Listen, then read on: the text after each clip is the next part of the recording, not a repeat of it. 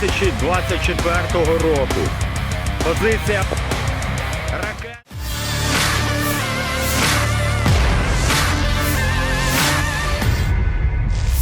Rekaman dramatis yang dibagikan pihak Ukraina menunjukkan sebuah rudal mengenai dan menjatuhkan sebuah jet Rusia. Awalnya, jet Rusia itu mencoba menargetkan pasukan darat di Donetsk, kata sebuah kelompok operasional Ukraina. Kelompok itu menyebut yang ditembak rudal itu menjadi Su-25 kedua yang dijatuhkan oleh satu brigade di Donetsk dalam 1 bulan terakhir. Brigade mekanis terpisah ke-110 Ukraina memposting rekaman tersebut di saluran sosialnya pada hari Selasa. Dilansir dari Business Insider, video tersebut menunjukkan dua pesawat yang berlomba melintasi langit dengan salah satu dari mereka ditandai dalam sebuah lingkaran.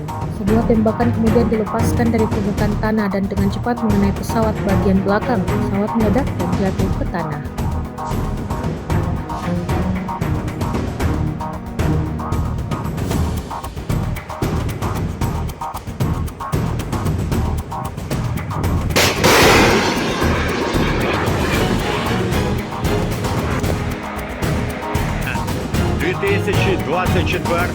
року. Позиція. Ракета пішла за ціллю. Горить! Я бачу, що літак горить. Є, підбили.